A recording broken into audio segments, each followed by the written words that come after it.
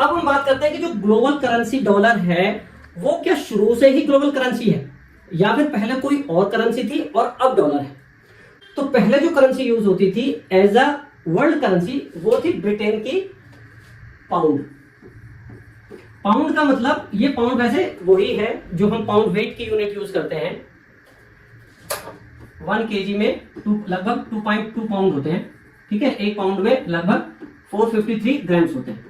पहले संभवतः क्या था कि इतने ग्राम्स का उनका एक यूनिट एक सिक्का होता था चांदी का, उस हिसाब से वो चलते चलते वो पाउंड जो है उनकी यूनिट बन गई। अब होता क्या था कि जो ब्रिटेन का था वो ज्यादातर जो वर्ल्ड है उसकी कंट्रीज पर ब्रिटेन का राज होता था। तो ब्रिटेन क्या करता था, जिन जिन कंट्रीज पे वो राज करता था वहां से कच्चा माल उठाता था और वहां से फिनिश प्रोडक्ट तैयार करता था। जब फिनिश प्रोडक्ट तैयार करता था, जब दूसरा कंट्री उससे वो फिनिश प्रोडक्ट खरीदता था तो वो उसके ब्रिटिश जो पाउंड जो यूनिट है करेंसी है उसमें वो पे करता था। तो क्योंकि उसका बहुत सारे कंट्रीज पर राज था और वो मेन एक वो था चीजें निर्यात करने वाला, तो इसलिए जो यूनिट चलती थी पहले पाउंड चलती थी। ठीक है, फर्स्ट वर्ल्ड वॉर तक मेनली, है ना। अगर और इसे एक्सटेंड करें तो सेकेंड वर्ल्ड वॉर के पहले तक कह सकते हैं। ठीक है, अब क्या हुआ कि फर्स्ट वर्ल्ड वॉर हुआ 1914 से 1918 तक चला। 1914 में जब वर्ल्ड वॉर चालू हुआ, वर्ल्ड वॉर का मतलब क्या हुआ, वर्ल्ड के ज्यादातर कंट्रीज इसमें इन्वॉल्व थे। ठीक है, अब जैसे हम बात करें, एक तरफ यूके, फ्रांस, रशिया, यूएस बहुत बाद में आया।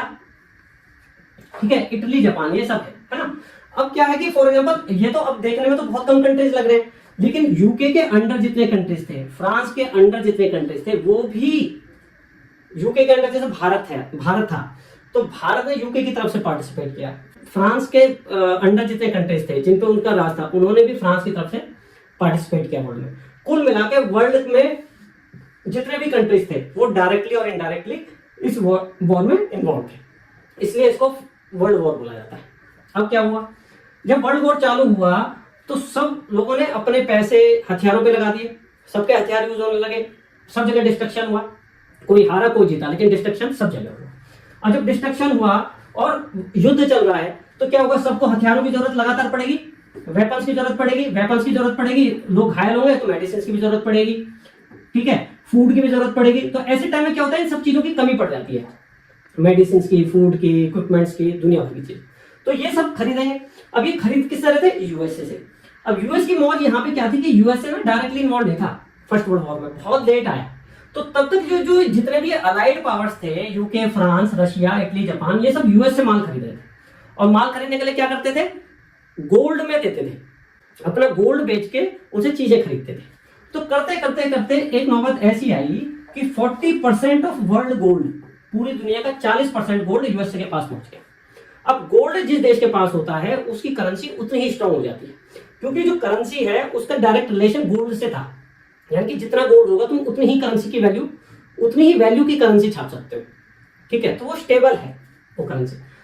यानी कि जो चीजें पहले यूके में एज अ फाइनेंशियल सेंटर, जो फाइनेंशियल एक्टिविटीज जो ब्रिटेन में होती थी, जो लंदन में होती थी, लंदन को as a financial hub consider होता था कि भाई फाइनेंशियल कैपिटल है, वो शिफ्ट होने लगा न्यूयॉर्क, यूएस के न्यूयॉर्क में वो शिफ्ट होने लगा। जो फाइनेंशियल कैपिटल है वो लंदन से न्यूयॉर्क की तरफ चली गई, जानी शुरू हो गई, ये कह सकते हैं। यानी कि जो वॉर के बाद की जो करेंसी है वो शिफ्ट होने लगी पाउंड से डॉलर की तरफ। अब क्या हुआ, कुछ साल बाद सेकेंड वर्ल्ड वॉर चालू हो गया। ठीक है, वहां वो कुछ स्टैब्लिश हो गई थी। अब लेकिन यहां पे डॉलर ने उछाल मारा, यानी कि टोटल पूरी तरह स्टैब्लिश हो गई पूरे वर्ल्ड में एज अ ग्लोबल करेंसी। वो कैसे, कारण वही थे, वर्ल्ड वॉर, ये भी वर्ल्ड वॉर है, यानी कि दुनिया के सारे देश इसमें इन्वॉल्व थे। और जब दुनिया के सारे देश इन्वॉल्व थे तो सबको वही चीजों की जरूरत पड़ेगी, हथियारों की जरूरत पड़ेगी, फूड स्कार्सिटी होगी, यानी फूड की कमी हो जाएगी, मेडिसिन की कमी हो जाएगी। तो सब चीजों की पूरा इंफ्रास्ट्रक्चर, चाहे वो जीता कोई देश चाहे हारा, लेकिन इंफ्रास्ट्रक्चर सबका तबाह हो गया। तो तबाह होने में क्या हुआ कि अमेरिका की सप्लाई लगातार चलती रही। अमेरिका को अगर आप देखोगे तो 1939 में चालू हो गया। ठीक है, 1941 पीक पे था, बिल्कुल मिड उसमें, बाद में तो धीरे धीरे हो गया।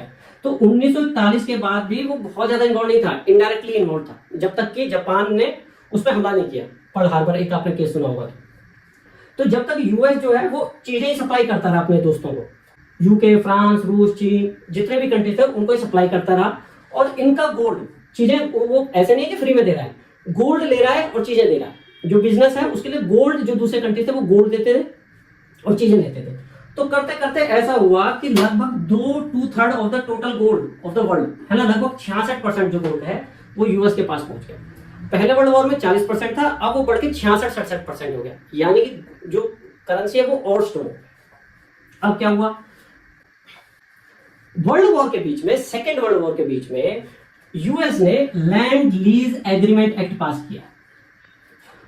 इस एक्ट से क्या हुआ, डॉलर जो है वो मस्ट हो गया, नेसेसरी हो गया। कैसे? लैंड लीज एक्ट का मतलब है या तो तुरंत पे कर दो या फिर बाद में दे देना, लेकिन जब तुरंत अगर पेमेंट कर रहे हो तो गोल्ड में पेमेंट करोगे।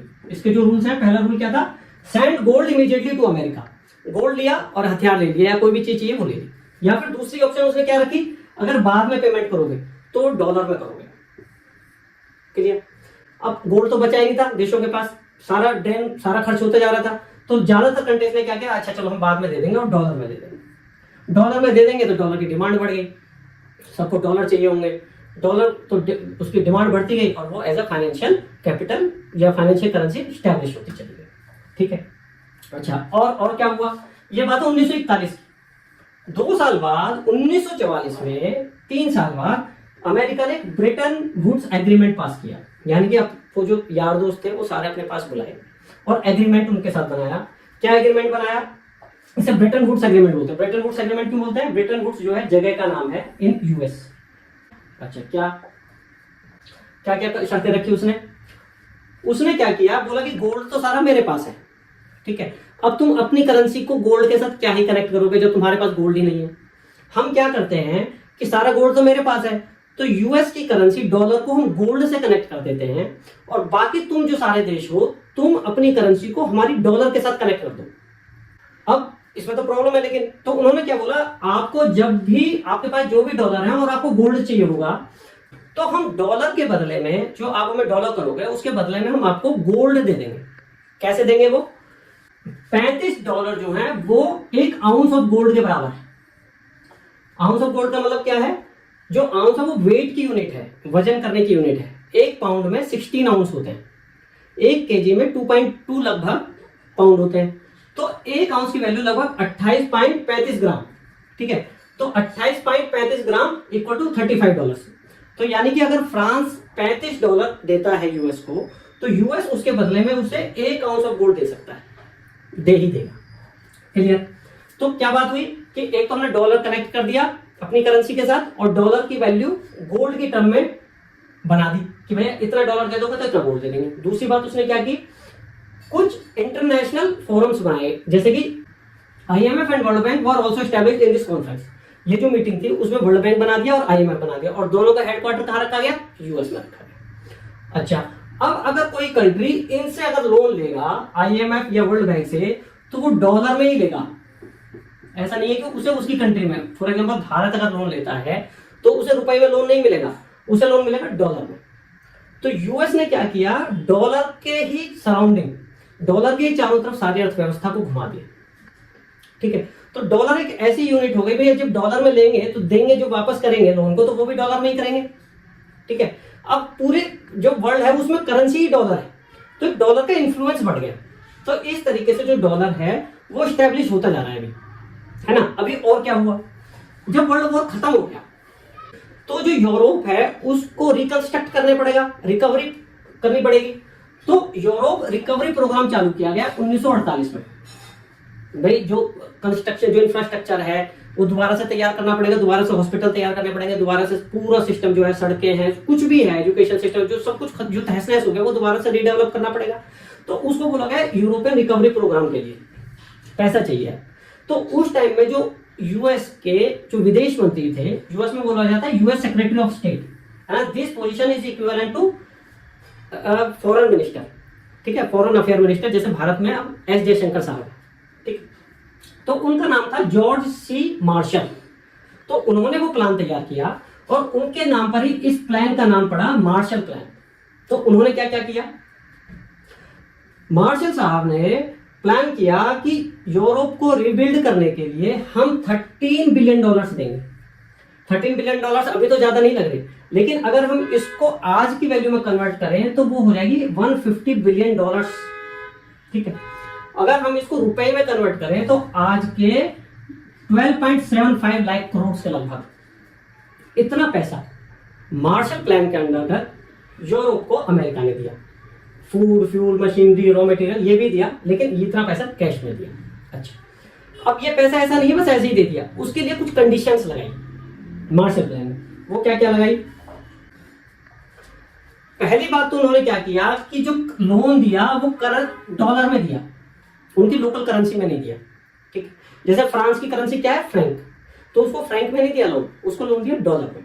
दूसरी बात, एक कंडीशन ये लगाई कि जो आप गुड्स मंगाओगे रिडेवलप करने के लिए, फूड भी मंगाओगे, मेडिसिन भी मंगाओगे, machinery, raw material, industrial equipment, कुछ भी मंगाओगे वो यूएस से ही मंगाओगे, यूएस की कंपनियों से ही खरीदोगे। ऐसा नहीं है कि आप रूस की, चीन की, किसी और देश की कंपनी से खरीदो। एक तरीके से जो पैसा यूएस ने यूरोपियन कंट्रीज को दिया वो वापस से यूएस में आ गया, और ये जो इंडस्ट्रीज है ये फल फूल गई। लोन दिया और पैसा वापस आ गया। ठीक है।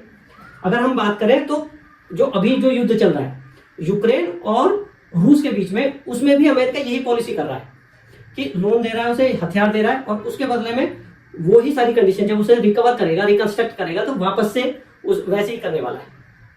क्लियर है? तीसरी कंडीशन क्या उसने लगाई? तीसरी कंडीशन उसने लगाई कि जो माल वो खरीदेगा, जो माल मंगाएगा यूरोप, वो ऐसा नहीं है किसी भी कंट्रीज के शिपिंग से मंगा लेगा, नहीं, उसके लिए जो शिप्स यूज होंगे वो भी अमेरिका के ही यूज होंगे। यानी कि जो शिपिंग इंडस्ट्री है वो भी बहुत ज्यादा डेवलप कर गई है उसकी। और सबसे बड़ी बात, एक उसने बात क्या की, जब उसने लोन दिया तो ऐसा नहीं है सबको दे दिया, उसने यूएसएसआर को नहीं दिया, यानी जो आज का रूस है उसे नहीं दिया, उसने चीन को नहीं दिया, उसने खाली यूरोपियन कंट्रीज को दिया। यूरोपियन कंट्रीज में यूके है, फ्रांस है, ठीक है। इस तरीके से दिया कि एहसान भी हो गया और उनके साथ पॉलिटिकल अलाइनमेंट भी कर दिया। जहां पे भी कम्युनिज्म था उनको उसने कोई लोन नहीं दिया, और जहां डेमोक्रेसी थी उनके साथ उसने अलाइनमेंट बना दिया। उनको लगा कि हाँ यार यूएस हेल्प कर रहा है, तो उन्होंने यूएस के साथ पॉलिटिकल और मिलिट्री अलाइनमेंट कर लिया। अगर आप देखोगे तो जो नाटो है वो 1949 में ही बन गया था कम्युनिज्म के खिलाफ। मेनली ये किसके खिलाफ था? जो नाटो था, जो मिलिट्री ऑर्गेनाइजेशन है डिफरेंट कंट्रीज का, यूरोप के साथ मिलकर जो अमेरिका ने बनाया, वो कम्युनिज्म स्प्रेड ना हो पाए उसके खिलाफ बनाया कि यूएसएसआर से लड़ाई हो जाए तो कैसे मिलकर सब लड़ेंगे। तो क्या किया? फाइनेंशियल भी सबको दबाया, फाइनेंशियल बेनिफिट्स लिए, और पॉलिटिकल और मिलिट्री उसके साथ अलायंस बना लिया यूरोपियन कंट्रीज के साथ। ठीक है। तो वो टोटली सबके, पैसा तो सारा अमेरिका के पास ही था, उसी ने लगाया था, तो सारे यूरोपियन कंट्रीज अमेरिका पे डिपेंड हो गए, डॉलर पे डिपेंड हो गए। तो डॉलर जो है अब पूरी तरह as a global currency establish हो गया। क्लियर?